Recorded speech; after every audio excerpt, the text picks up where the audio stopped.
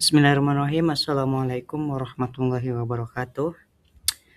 Selamat siang semuanya. Yang terhormat Bapak Rijal Muhammad Qasim MPD selaku dosen pengampu mata kuliah penelitian tindakan kelas. Nah, rekan-rekan mahasiswa Institut Nahdlatul Ulama Ciamis yang saya banggakan, serta para penonton gitu ya, karena saya lagi buat video, sedang menyaksikan video ini. Nah, pada kesempatan ini kami akan membedah tuntas materi kegiatan belajar 5 yang telah disampaikan bukunya oleh dosen kita semua mengenai pengembangan desain penelitian tindakan kelas atau yang sering kita kenal dengan singkatan PTK. Nah, sebelum kita masuk ke teori, mari kita bayangkan sebuah situasi yang sangat nyata. Nah, bayangkan kalian semua adalah guru. Nah, Anda sudah begadang semalaman untuk menyiapkan materi, membuat presentasi yang bagus, dan masuk ke kelas dengan penuh semangat. Nah, tapi apa yang terjadi di kelas? Nah, di barisan belakang ada siswa yang mengantuk. Nah, saat ditanya, seisi kelas diam 1000 bahasa. Dan ketika ujian tiba, 60% nilai siswa di bawah KKM. Nah, pernahkah terbayang oleh kalian semua atau berada di posisi itu?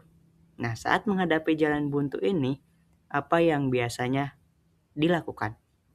Nah, seringkali kita terjebak pada kebiasaan yang menyalahkan keadaan. Memang siswanya aja yang malas. Atau memang jam pelajaran terakhir selalu begini. Nah, padahal sebagai pendidik yang profesional, kita tidak boleh menyerah pada keadaan. Nah, kita butuh sebuah sistem, sebuah senjata ilmiah untuk mengubah situasi tersebut secara terukur. Nah, senjata itulah yang akan kita bahas hari ini. Desain, penelitian, tindakan kelas. Namun, sebelum kita merancang senjatanya, nah mari kita samakan frekuensinya dulu. Apa sih sebenarnya PTK itu? Nah, mari kita bedah 3 kata utamanya. Yang pertama, penelitian. Nah, ini bukan sekedar guru merenung di pojok di kelas. Jadi penelitian ini berarti ada kegiatan mencermati masalah, menggunakan aturan, dan metodologi ilmiah untuk mencari solusi. Nah, yang kedua yaitu tindakan adalah kata kuncinya. Nah, tidak ada gunanya meneliti jika tidak ada treatment atau aksi yang nyata yang kita berikan kepada siswa. Kemudian kelas. Jadi laboratorium kita ini bukanlah sebuah ruangan dengan tabung reaksi kimia, jadi melainkan kelas. Jadi yaitu sekelompok siswa yang sedang menerima pelajaran yang sama dalam waktu yang sama.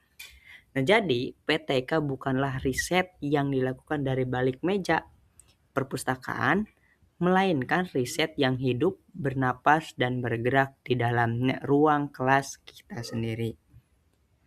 Nah, secara konseptual, PTK adalah bentuk kajian yang bersifat reflektif oleh pelaku tindakan, yaitu kita sebagai guru tujuannya sangat mulia untuk meningkatkan kemantapan rasional dari tindakan kita yang terpenting memperbaiki kondisi praktik pembelajaran di dalam kelas.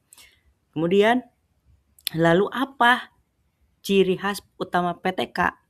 Jadi, yang membuatnya berbeda dari penelitian biasa dan mengapa desainnya itu begitu penting.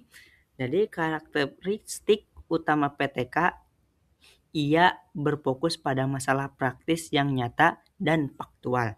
Nah, masalahnya harus benar-benar sedang Anda alami di dalam kelas gitu ya, bukan masalah fiktif. Nah, di sini guru itu memiliki peran ganda yang luar biasa. Jadi kita adalah konduktor yang mengajar, namun kita juga detektif yang meneliti. Nah, sifatnya pun siklikal. atau berputar-putar dan berulang-ulang sampai masalahnya tuntas. Nah, mengapa kita butuh desain yang matang sebelum mulai? Jadi karena tanpa desain, tindakan kita akan serampangan. Jadi desain PTK itu memberikan kerangka kerja yang rapih agar upaya perbaikan kita menjadi terstruktur, diagnosis. Nah, masalahnya akurat. Solusinya yang ditawarkan juga benar-benar berbasis data. Jadi bukan sekedar asumsi. Nah, kini kita masuk ke core konsep atau jantung dari materi kita hari ini. Nah, bagaimana cara mendesain PTK yang benar? Nah, menurut panduan di modul kegiatan belajar 5, prosedur desain PTK tidaklah acak. Nah, ada sebuah alur sistematis yang terdiri dari 5 langkah utama. Nah, kelima langkah ini saling berkaitan membentuk satu siklus yang utuh. Yang pertama, penetapan fokus masalah. Yang kedua, perencanaan tindakan. Yang ketiga, pelaksanaan tindakan. Yang keempat, observasi atau pengamatan. Yang kelima atau yang terakhir, refleksi atau evaluasi. Nah, mari kita kupas kelima langkah ini satu persatu secara mendetail agar kita semua bisa langsung mempraktikannya. Nah, langkah pertama yaitu penetapan fokus masalah. Nah, ibarat seorang dokter sebelum memberikan resep obat, dokter harus tahu persis apa penyakitnya. Jadi tanpa fokus, PTK kita akan hilang arah. Nah, apa yang harus dilakukan guru di tahap ini? Yang pertama, identifikasi masalah utama. Jadi, amati kelas Anda, lihat nilai ujiannya, temukan masalahnya, temukan masalah faktualnya. Oh, ternyata siswa kelas X ini sangat pasif saat pembelajaran fikih misalnya. Kemudian, yang kedua yaitu refleksi awal. Jadi jangan langsung menyalahkan siswanya nih, tanyakan pada diri sendiri, apakah metode ceramah saya yang membuat mereka mengantuk atau apakah penjelasan saya terlalu rumit? Nah, yang ketiga yaitu masalah yang relevan. Pilih masalah yang relevan itu apa? Fokus pada masalah yang ada di bawah kendali Anda sebagai guru. Jadi jangan meneliti masalah gizi buruk siswa, karena itu bukan ranah di kelas. Pilihlah masalah yang paling mendesak dan realistis untuk diselesaikan. Nah, kemudian langkah kedua yaitu perencanaan tindakan. Nah, setelah tahu penyakitnya, sekarang kita racik obatnya. Nah, di sini kita menyusun RPP khusus PTK. Nah, komponen perencanaannya wajib mencakup 4 hal. Yaitu yang pertama, tujuannya harus spesifik. Jadi bukan membuat siswa pintar, tapi misalnya meningkatkan keberanian siswa dalam hal bertanya. Nah, kemudian strategi, pilihlah metode pembelajarannya. Apakah dengan metode jigsaw, role playing, atau project based learning. Kemudian media. Nah, siapkan alat tempurnya. Apakah butuh proyektor, butuh kertas, butuh alat peraga lainnya. Nah, kemudian yang terakhir yaitu kriteria keberhasilannya apa nih? Jadi ini sangat penting. Jadi kapan PTK Anda dianggap berhasil? Misalkan siklus dihentikan jika 80% siswa sudah berani berpendapat. Jadi angka 80% ini adalah garis finish kita. Kemudian langkah ketiga yaitu pelaksanaan tindakan. Jadi ini adalah saatnya kita tampil di panggung. Jadi kita masuk kelas dan mengajar menggunakan metode baru yang sudah kita rencanakan. Yang paling ditekankan di tahap ini adalah konsistensi. Laksanakan persis seperti apa yang sudah ada di RPP. Dan ingat, bertindaklah natural. Jangan sampai siswa merasa bahwa mereka sedang dijadikan kelinci percobaan. Nah, proses KBM kegiatan belajar mengajar itu harus mengalir seperti biasanya. Kemudian langkah keempat yaitu observasi atau pengamatan. Nah, ini tantangannya. Bagaimana kita bisa fokus mengajar sambil mencatat perkembangan siswa? Nah, sangat disarankan untuk tahap ini kita menggunakan sistem kolaborasi. Jadi, minta tolong pada rekan sejawat atau sesama guru untuk duduk di belakang kelas. Nah, rekan kita ini akan melakukan pengumpulan data menggunakan instrumen yang sudah disiapkan seperti lembar checklist, observasi. Jadi mereka mencatat, oh si A mulai bertanya, oh si B masih diam. Dengan begitu, data yang kita peroleh sangat objektif dan akurat. Kemudian langkah kelima yaitu refleksi dan evaluasi. Bel sekolah berbunyi, kelas selesai. Apa yang kita lakukan? Kita kumpul bersama kolaborator yang tadi nih, buka catatan observasinya. Lalu kita evaluasi. Nah, pertanyaannya, apakah target 80% tadi sudah tercapai? Nah, jika dari datanya ternyata baru 60%, siswa yang aktif jangan panik dan jangan manipulasi data gitu ya. Dalam PTK, tidak mencapai target di siklus 1 adalah hal yang sangat wajar. Nah, ini gunanya refleksi kritis. Jadi kita cari tahu, oh ternyata metode jigsaw-nya kurang maksimal karena pembagian kelompoknya tidak merata. Jadi temuan atau kelemahan inilah yang akan kita jadikan dasar untuk menyusun perencanaan ulang di siklus kedua. Nah, begitu seterusnya sampai masalah yang tadi itu benar-benar tuntas. Nah, untuk memastikan kita semua benar-benar paham, nah mari kita bedah nih contoh implementasi nyata. Misalkan kita ambil studi kasus di kelas PAI tingkat SMK pada materi akhlak terpuji. Nah, masalahnya guru itu menyadari saat diskusi materi akhlak, kelasnya seperti kuburan nih, sepi banget. Jadi hanya ada 2 sampai 3 anak pintar yang selalu mendominasi. Nah, sisanya asik melamun. Nah, kemudian ke tahap 2, rencana. Jadi guru putar otak nih, merancang PTK. Ia memilih metode jigsaw. Nah, tujuannya memaksa setiap anak untuk bicara karena masing-masing akan diberi tanggung jawab pada materi yang berbeda-beda. Kemudian langkah ketiga atau tahap ketiga yaitu pelaksanaan dan observasi. Nah, di kelas siswa itu disebar ke kelompok-kelompok ahli, lalu kembali ke kelompok asal untuk saling mengajari. Nah, di sudut ruangan ada seorang guru yang terus mengobservasi dan mencatat siapa yang berani bicara. Nah, kemudian langkah yang terakhir yaitu refleksi.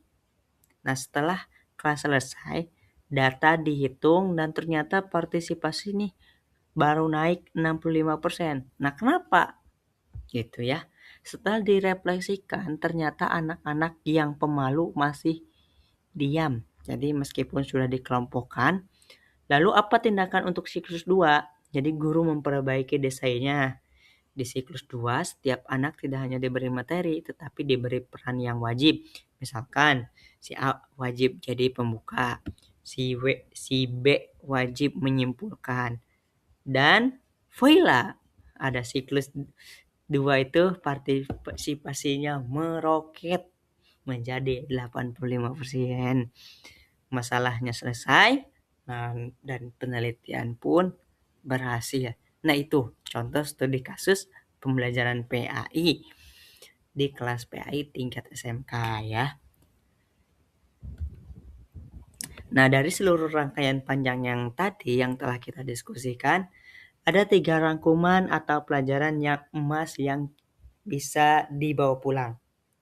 Nah, siklus berkelanjutan. Jadi desain PTK itu bukan proses sekali jalan yang langsung selesai. Jadi ia adalah sebuah siklus perbaikan yang terus berputar tiada henti untuk mencapai kesempurnaan. Jadi pentingnya prosedur sistematis dengan mematuhi 5 langkah yang tadi, kita mengubah cara kita menyelesaikan masalah.